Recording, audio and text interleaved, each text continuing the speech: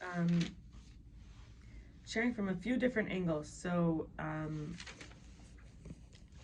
there is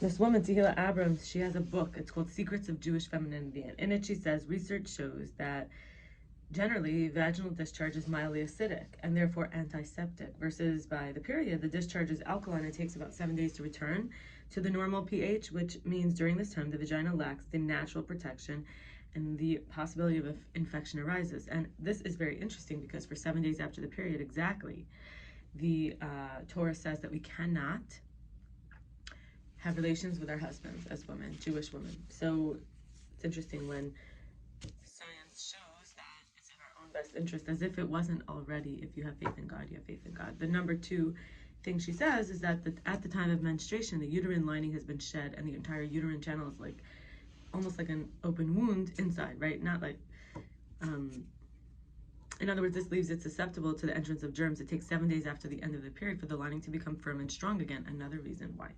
Okay, in Devarim it says, we're going to do two quotes now. So in Devarim, Deuteronomy 28:65, it says, "Yet even among these nations you shall find no peace, nor shall your foot find a place to rest. Hashem will give you there an anguished heart and eyes that pine and a despondent spirit." This is when we're living amongst the nations rather than in the Jewish way. And we saw before that the Torah literally teaches Jewish women why it's so important that we do this. And then science backs it up. And then we see here it says, if anyone's saying, oh, I don't feel like I belong, or it's so hard. And then we have in Shemos, Exodus 34:24, "I'll drive out nations from before you and enlarge your boundaries. No one will covet your land when you go to appear before Hashem, your God, 3 times a year." Now, this is a hard one because it happened exactly on October 7, was Simchas Torah, the last day of a holiday, one of the considered one of the 3 times that people go up to the Beis HaMikdash, except this, in Israel, the Holy Temple, the 3 pilgrimages, except this time it seemed that they were coveting the land. Everything will be revealed, God willing, very soon. Sanhedrin, which is from Talmud 37:8, it says, "Man was created alone to teach. Whoever destroys a single soul of Israel is guilted as if he destroyed a complete world. And whoever preserves a single soul of Israel, he's credited as if he preserves a complete world." Number 2, no one can say their father was greater than someone else's. And 3, each of us is not like a coin striked from one mold that all resemble each other, but rather the supreme sovereign of all sovereigns, the holy blessed one, fashioned every man from a stamp of the first man, yet none resemble each other. Every person is obliged to say the world was created for my sake. And number 4, no one can say there are many ruling powers in heaven. I want to talk about, like in recovery, this idea that we're recovering. What are we recovering? So I'm going to give an example. These are some insights I had just about a year ago or less at a meeting I went to called OA, Overeaters Anonymous.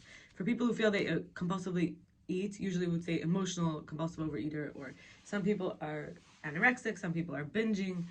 It depends on the person. So we have here, so I learned that a lot of time food was used like a police thing, like reward and punishment, like for discipline.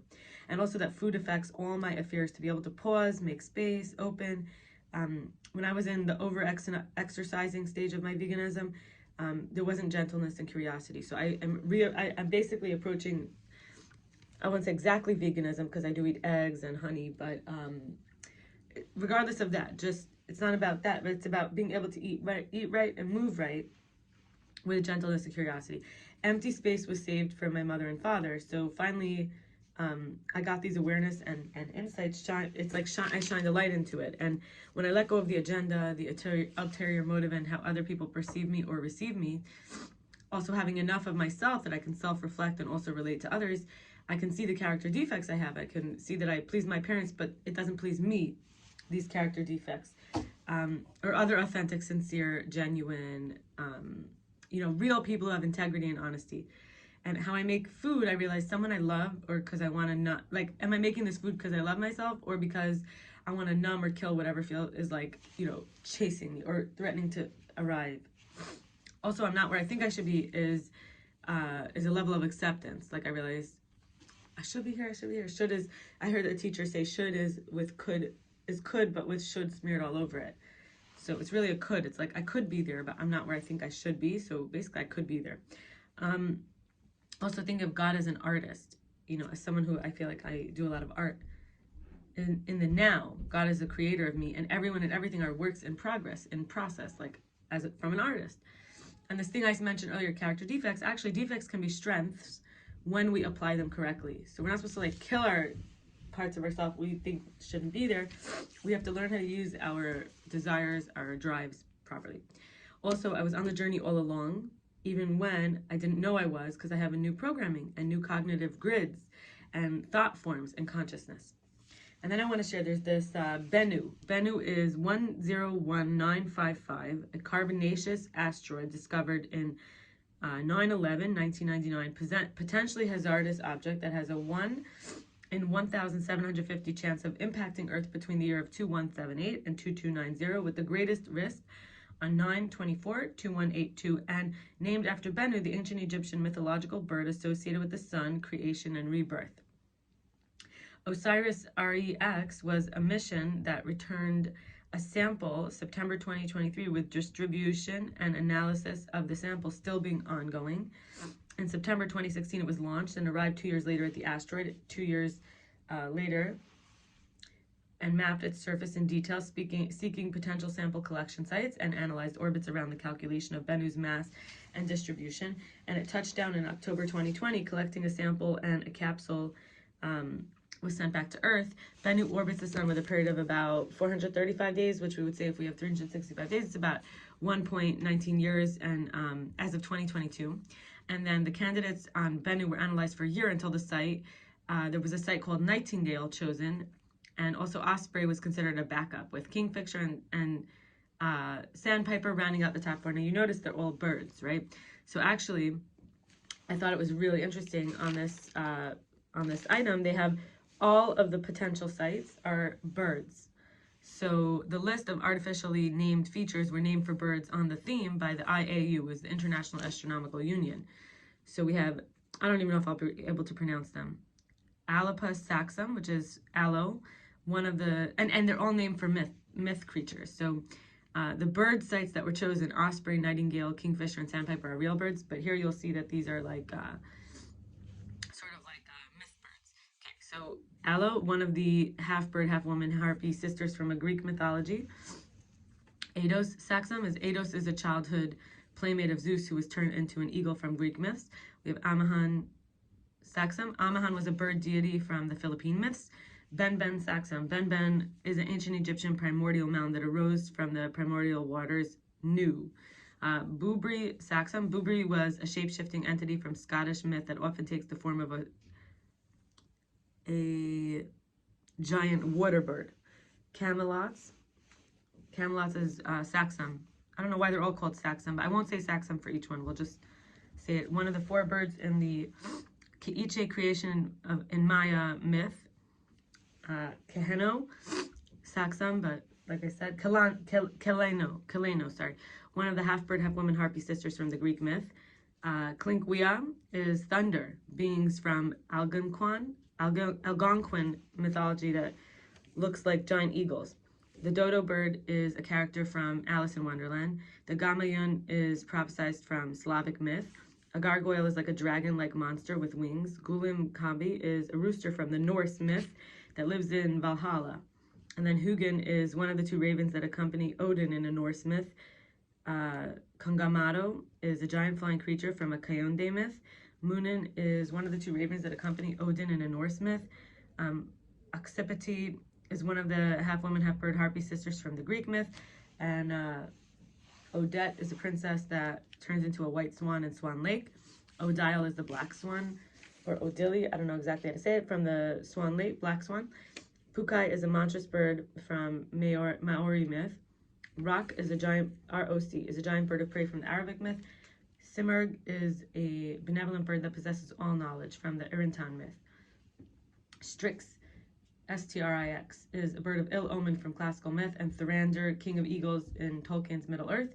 Finally, we have Tlanua, is a giant bird from the Cherokee myth. And what I want to finish off with is some about taking responsibility. So that could be an example where It might be a character defect if you refuse to take responsibility or you take too much responsibility. It could be controlling or over-functioning. And so I learned this from Batya Solomon. She taught Kabbalah 9. They have the Kabbalah Center, and they teach like Kabbalah 1, 2, 3, 4, 5, 6, 7, 8, 9. So I took 9 twice. I think I did it once with a different teacher the year before, and then they didn't make a Kabbalah 10, so I did Kabbalah 9 again. So this idea of playing a persona. So when I lie to myself, it's about my own strength. When I lie to others, it's about my sensitivity. Lies are coping mechanisms, defenses, adaptation. So in other words, I felt that it would be better for others if if they didn't know my true sensitivity, or to myself if I didn't know my true strength. And it feels like, because then I'd have to like maybe be stronger. So it feels like negativity, but we need to be joyous and not ashamed or guilty for them. You know, they're emerging, since it's now a chance for the will itself to have a choice to be able not to be that way anymore. And when we're conscious and aware, it's not in the pre-conscious, unconscious, subconscious, and unaware. And to not just automatically, you know, lie that way anymore, like or cope or defend or adapt.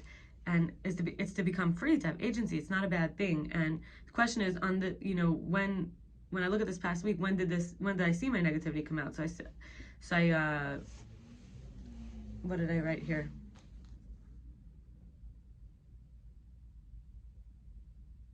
A jealousy of a woman. And so rather than justifying judgments, we can see where it comes from: complacency, where we're not making enough effort, not loving, giving and receiving, not practicing being vulnerable with another person, with other people, not able to trust that the purification is not personal, thinking that I'm so great when I help someone, or not embracing challenges, or going out of my comfort zone, not being conscious about consumption, and discipline about dedicating time to spirit, to God.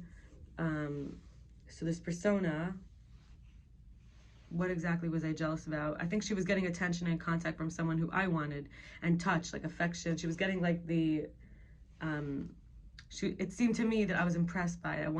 I wanted the love and to be wanted like that. So all of these things apply. I'm going to read them again. When we say we are justifying our judgments, we can see where it comes from: complacency. We're not making effort. We're not loving by giving and receiving. We're not practicing being vulnerable with other people. We're not able to trust that the purification is not personal. We think that we're so great when we help someone. We're not embracing challenges or going out of our comfort zone. We're not being conscious about consumption and discipline. We're not having discipline about dedicating time to spirit, to God. And therefore, we could see that we're actually able to become more joyous about this. We don't have to be ashamed or guilty, but it could emerge. And then we could see that we have the will now to choose. So that's what I want to end off on. And I'm not doing another video tomorrow because it's Tu B'Shvat. And then I did an extra video this week so that I wouldn't have to do one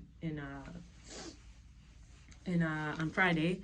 So this is basically the video for Friday, a day early, and a day and a night. So I just, well, the night and the day, it's hard to say. So I would like to just wish everybody a new year, a new me, new you, new everything, because the new year of the fruits, new year of the land, new year of the trees. And everyone is kind of like related to the trees. And it said that Adam was the first man, and then Adamah was the first, was the earth. So we could say it's related to the, not the life of the woman, but the, hold on, I'm being distracted, there's noises. Shh. Shh. Excuse me, if anyone's there, please be quiet. So yeah, new year of the trees, and new us, and we could become new people by love or by pain. So I wish for all of us that it's a love story, that we become new by the love. And in a way, people are afraid to be the snake, but like, because I mentioned Adam and Adamah, but the snake is actually all about rebirth and renewal and transformation. You know, it sheds its old skin, and then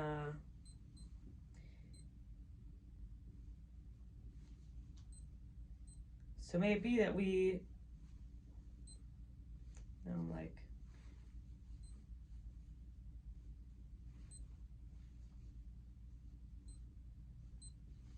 why is this,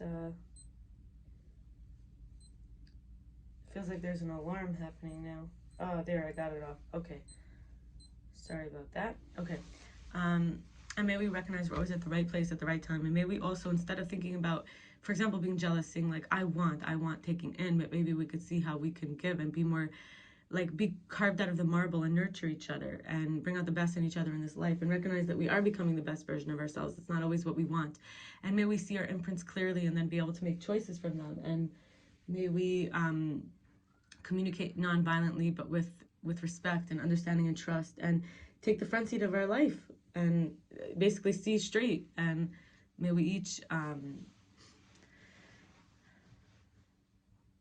not feel we have to be upside down like a fish out of water, in whatever way that means for each person, to be able to recognize how amazing we are, that we've been going well beyond the level. Just it's not so easy to see from the outside, because a lot of times it's hidden by the fact that we're upside down for others.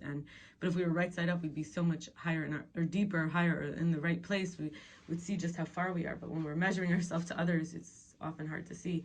And may forgiveness come naturally and easily, and with sweetness and gentleness and curiosity. And may we make peace.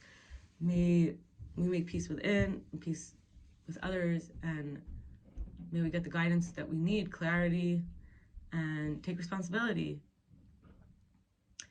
And recognize our own ability to fly, instead of like feeling like a fish that was like picked up very high and then dropped. Like, rather to be able to soar, and not just have to be a fish or a bird, but to be the fish, the bird, the lion, and the human. And not even the fish, would say the human, the lion, the bird, the ox, and somewhere in there a fish. Maybe the fish in the water is like the fish in the air. And anyone who was like a bird who tried to make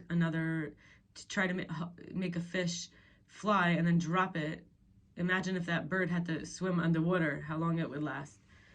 So if it could go that deep and then still come up and be okay. So let's just remember not to try to force anyone to be in another set of expectation, and really just to manage our expectations, and to know what we want before we involve others in a way that could hurt them. And when our feelings get hurt, we stay open and feel the feelings, and don't make it harder for ourselves later by pushing it off. And may this new chapter be amazing. And may we have all the money that we need and all the resources. And yeah, all right, okay. So I'll be seeing you again after Shabbos. All right, bye bye. Emir Hashem, God willing.